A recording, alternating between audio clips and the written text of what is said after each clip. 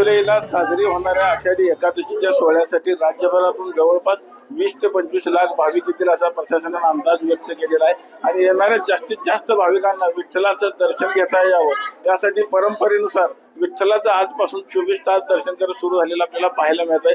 आज विठ्ठलाच्या शयनगृहातील पलंग देखील काढण्यात आला आणि विठ्ठलाचे सर्व नित्योपचार वगळता राजोपचार देखील आजपासून बंद ठेवण्यात आलेले आहेत। विठ्ठलाला दर्शन देऊन थकवा येऊन यासाठी विठ्ठलाच्या पाठीशी लोड देखील लावण्यात आलेला आहे। तर आज विठ्ठला जर आपण बघितलं तर नैवेद्य आणि दुपारच्या टायमाला लिंबू पाण्याचा नैवेद्य असे दोन प्रकार विठ्ठलाला दाखवले जातात किंवा अर्पण केले जातात। एकंदरीत जास्तीत जास्त भाविकांना विठ्ठलाचं आषाढी यात्रा कालावधीत दर्शन घ्यावं यासाठी मंदिर समितीने निर्णय घेतलेला आहे। मंदिर समितीचे सदस्य माधवी निगडे आता आपल्या बरोबर। मॅडम काय सांगताल, कशा पद्धतीनं आजचं हा नियोजन किंवा 24 तास दर्शन सुरू झालंय, काय सांगताल की माझ्या जीवीची आवडी पंढरपुरा नेईल गुढी या युक्तीप्रमाणे महाराष्ट्रातून लाखो भाविक आज पंढरपूरकडे विठ्ठलाच्या दर्शनासाठी पायी यात्रा करत निघाले आहेत। त्या भाविकांना मंदिरामध्ये जास्तीत जास्त भाविकांना दर्शन मिळावं आणि लवकरात लवकर दर्शन मिळावं यासाठी मंदिर समिती प्रयत्नशील असते आणि परंपरेनुसार आज देवाचं पलंग निघालेलं आहे।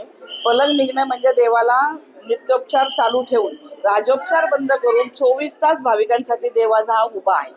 किती भाविकांचं आता रोज दर्शन होणार आहे यामुळे? साधारणतः यात्रा काळामध्ये एका मिनिटाला 40 ते 43 भाविकांचं दर्शन व्हावं असा मंदिर समितीचा प्रयत्न असतो, जेणेकरून भाविकांची रांगेमधला वेळ हा कमीत कमी व्हावा। जो पूर्वी 36 तास वगैरे लागायचा तो आता 22 तासापर्यंत आलेला आहे। आपण बघितलं असेल की आजपासून विठ्ठलाचं 24 तास दर्शन सुरू झालेलं आहे ना। आषाढी यात्रेच्या कालावधीमध्ये दिवसाला जवळपास 45 ते 50 हजार भाविक तर दर्शन घेणार असल्याची माहिती देखील आता मंदिर समिती सदस्य माधवी निगडे यांनी दिलेली आहे। विठ्ठल मंदिरातून कॅमेरामॅन जगदीश सर, रवी लवेकर, TV9 मराठी।